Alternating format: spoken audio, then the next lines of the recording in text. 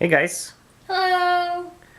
So over the holidays we've been busy doing a bunch of studio upgrades and changes. Here's the Studio B desk all set up, and we'll go in and Show you all the goods. take a look at the details of everything that we've changed. Yep. So here is the new setup for the left rack. In the top we've got the turntable. Vanna White style. Yeah. Show them what it does.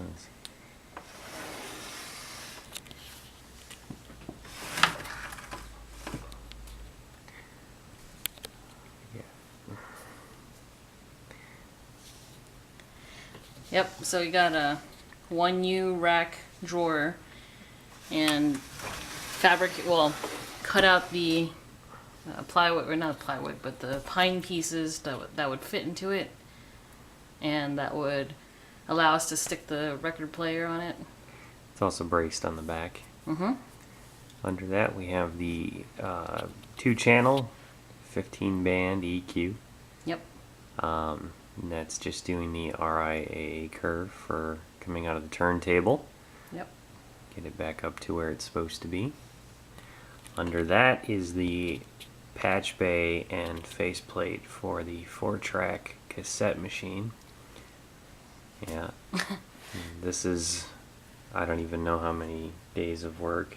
Few days. Probably About 3 or 4 to 4. build the wooden thing with all the gluing and stuff. Yeah, so this is custom made from plywood, I want to say, right? Mostly pine. That front piece is subflooring actually, but it's goes really well with the desk, so I used it. Yep. There's 48 patch points that go into the system for routing things around. Everything on these racks is hooked up to that patch bay. Mm-hmm. Underneath that's a new toy. That's 8 isolation transformers. On the front there's XLR connections in and out, and on the back there's 1/4 inch and RCA in and outs of each of the transformers. And what are isolation transformers good for? In this system it's used to isolate the inputs of the summing mixer from one another and from the output. And we haven't talked about the summing mixer yet, so just keep in mind that that's there. Okay. Underneath that's a 2-channel compressor that has sidechain capabilities. So I can patch into either of the 2 channels of that from the patch bay and use it to, say, have a kick drum trigger compression envelope on a bass line or anything along those lines. At the bottom of this side of the rack we've got a 4-channel headphone distribution amplifier, which is currently not functional. I took it apart to clean all the potentiometers and wouldn't power back up when I put it together. So we'll see what's going on with that. I'll open it back up and see if I can figure out what the issue is. Okay. Alright, let's head over to the other side. Okay, now we're on the right rack, and top of it is the TonePort UX8. That's our input audio interface now, and it also has a matrix router built in, and we're using the outputs of it to route into all of the stuff that's related to recording podcasts like Zombie Tech, Patch Bay, etc., to get our Skype machines into the system. There are 2 Skype machines, so we can have 2 people calling in on different lines, and their audio is completely separated from one another, and we have complete control of what they hear and where their audio goes. Right now their audio is coming in through the silver box, which is the 3rd one down. Built that a few weeks ago. That's got audio isolation transformers, and their purpose is to make it so that the ground connection between the computers is not hooked up to the ground connections on the audio side of things, so you don't get any of the hum from the nasty computer power supplies or ground loops or anything like that. That audio leaves the silver box and goes the one above it. That's a 4-channel compressor expander gate limiter. So on each of the 4 channels it has each one of those 4 functionalities. That's for controlling the dynamics. If somebody's too loud, it quiets them down. If they're too quiet, it makes them louder. If they go silent, it turns off their volume entirely, so you're not hearing their background noise. If it's too whiskery, it turns it into Addy. No. So across the way, we got Whisker, Addy, typically Shane, typically Colin. Imaginary friend. And this box also is from John S_AZ. So that's all cleaned up, and we used aluminum tape to make this cool front facade. Recycled boxes. Yep. Okay, next one down is the ART TPS2. That's a 2-channel tube preamplifier, and its inputs and outputs go over to the patch bay, so I can patch anything to go through tubes to warm them up, fatten them up, whatever. Very useful capability. Underneath that is the output audio interface. That's 8 discrete channels of output. So in my digital audio workstation, I can set up aux buses and route any of the instruments, recordings, whatever, to any of these 8 outputs. And I have them set up as 4 stereo pairs. So channels 1 and 2 are left and right of track 1. 3 and 4, left and right of track 2. 5 and 6, left and right of track 3. 7 and 8, left and right track 4. And that's all that box is used for. Oh, also it has the MIDI in and out on it. Okay, below that is the Furman power conditioner. That cleans up the power. All of the audio related equipment is connected to the power system through the Furman. And the Furman is connected to power through multiple surge protectors and the uninterruptible power supply, which we'll take a look at here in a minute. On the bottom is the data processing unit. This is a computer from the early 90s that probably cost $10,000 to build. 90s? Really? Yeah, early 90s. It's just absolutely packed full. If you want to see what's inside of that thing, go back and look for us visiting John S. and hanging out with Jacques and John, opening this up and going through the parts. It's quite an interesting box inside of there. Not currently using it for anything because the CRT went out after we got it back from Phoenix. Alright, let's take a look behind the desk. As one might expect, it takes a lot of wires to do this kind of thing. We've separated the power runs from the audio runs. So this is all the power runs for the stuff that sits on top of the desk. The studio monitors, the The audio monitors. Yeah. Oscilloscope, all of that sort of stuff. The Skype machines, which are now hidden underneath the studio monitors, which lifts them up, and that's nice. I like that. And we have another power run along the bottom. From the Furman, there are 2 power strips. That one's before the Furman.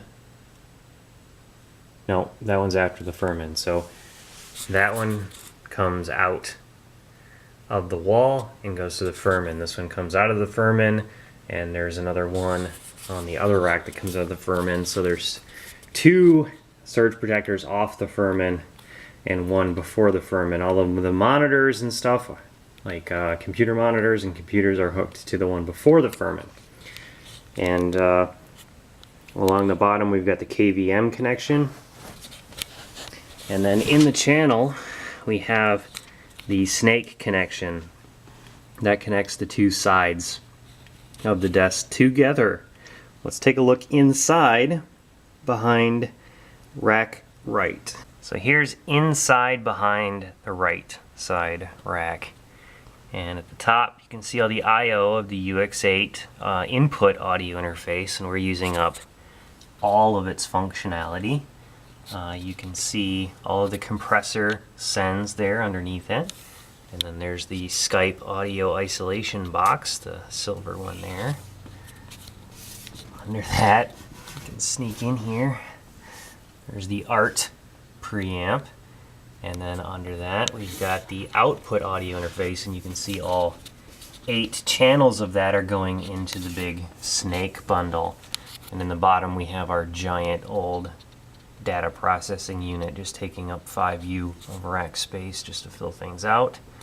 The bottom audio interface runs on FireWire. The top runs on USB 2. So they are using different buses, which is always a good idea. Let's go over. Oh, I forgot one thing. The computer that actually does the work is hidden down here. See if we can find it. Oh, we're looking at the back of it. There we go. There's the Mac Mini hidden deep, deep within the rack. Right where it belongs, because that's its only job in the house. Do audio. Okay, let's go over to the other side. Okay, we're on the left rack up behind the turntable, and you can see the nice beefy RCA outs and a ground connection between this and the rest of the system and power. And here's the recycled rack drawer. This rack drawer came out of a old rack-mounted KVM, and we added this crossbar back here with a little custom aluminum lip. So the drawer back cannot go down, it's on top of the wooden rail, and it can't go up because it's underneath that clip. I'm going to move the light and we'll go down underneath the shelf.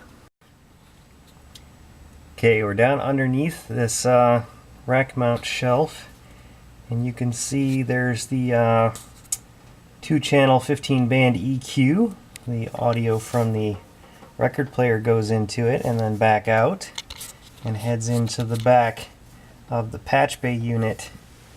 And up inside the patch bay unit is where the snake sort of comes in.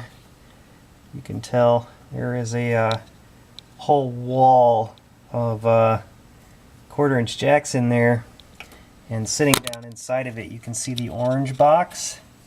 That's the new analog summing mixer. That's a resistor network to sum all of the discrete 8-channel outputs of the output audio interface into a single 2 left and right output that goes back to the patch bay. So I can sum signals in analog hardware rather than digitally.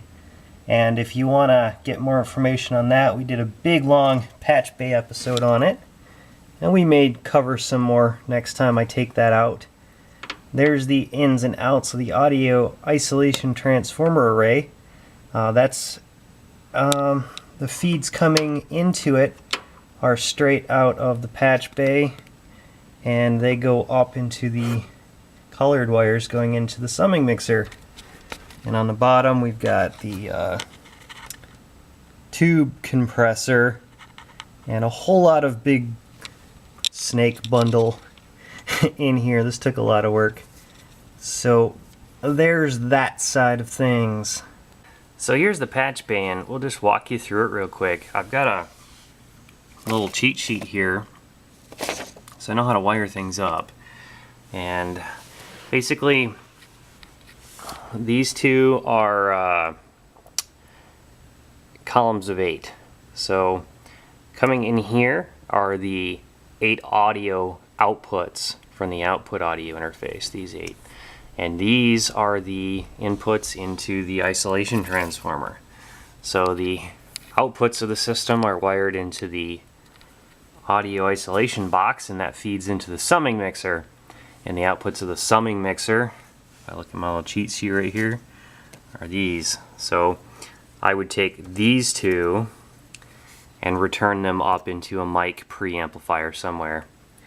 And let's see, mic preamplifiers are here and here. So these are the clean mic preamps going into the tone port, and these are the tube send mic pre's. Now I did something fun on the backs of these 2 jacks here. Actually these are line level, these are the mic inputs. On these here, if there's nothing plugged into them, it defaults over to left and right for turntable, left and right for turntable. So if there's nothing plugged into the mic inputs on the patch bay, then the mic inputs are getting the turntable output, which is very handy. It saved me from having to have a bunch of extra jacks on here. A lot of this other stuff is just sends to various things. Tube compressor 1 and 2 send, tube compressor 1 and 2 return, tube compressor 1 and 2 sidechain. So you could have your drums coming in here, and instead of running them directly over to the summing mixer, you could run them into these two, and that brings it into the switcher. The splitter rather.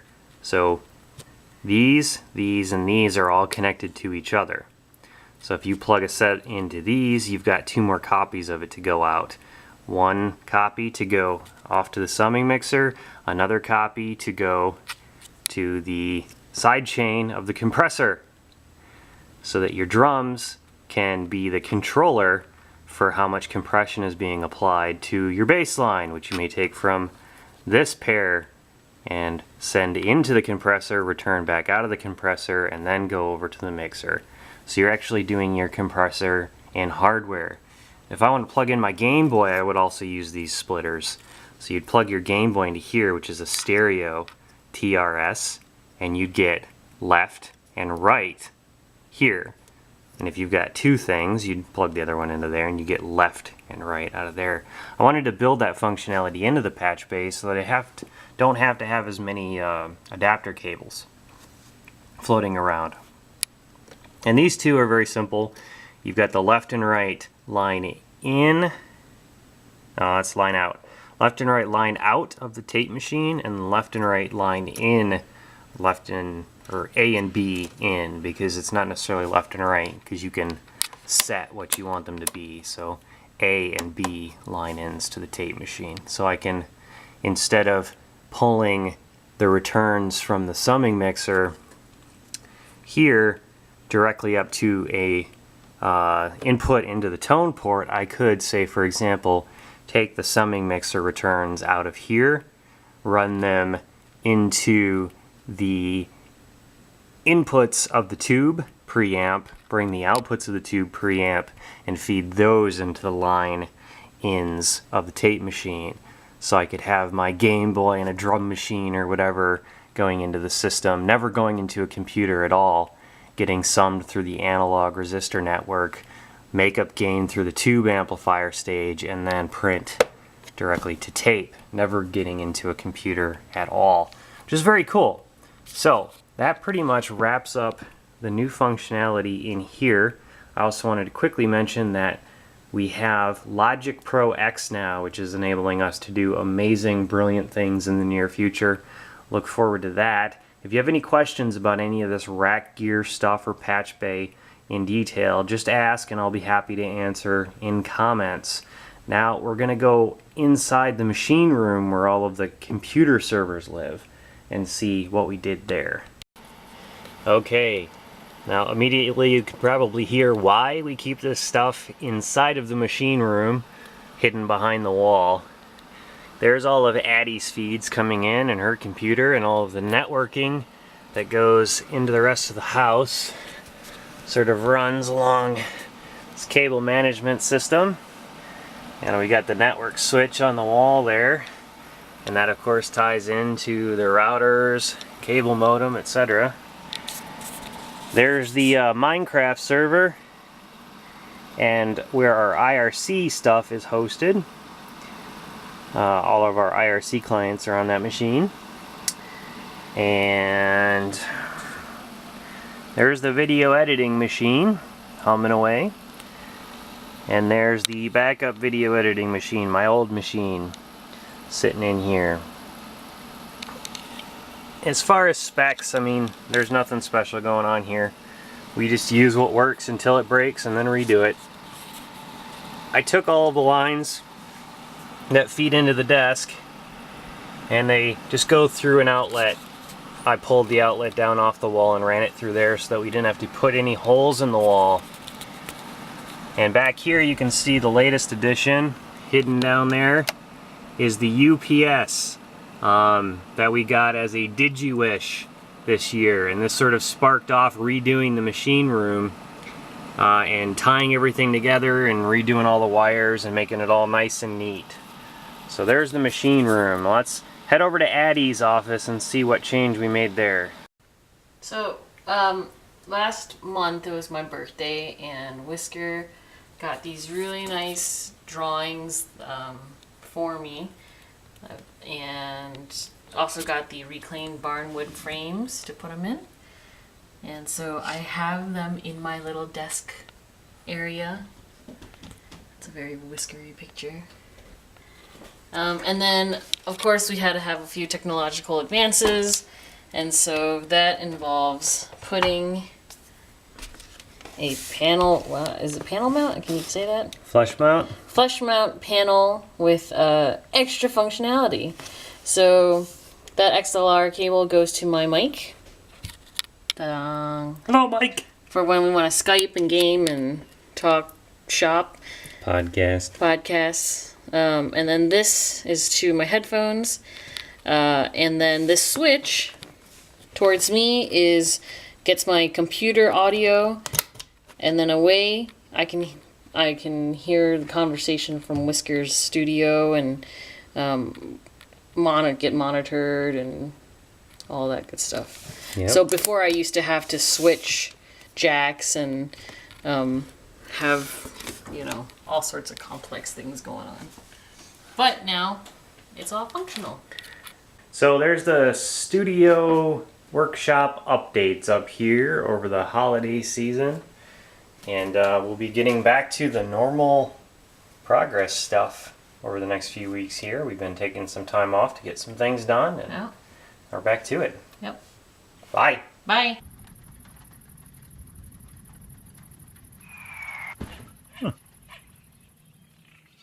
We post videos all the time, so don't forget to subscribe and follow us on Twitter at TYMKRS.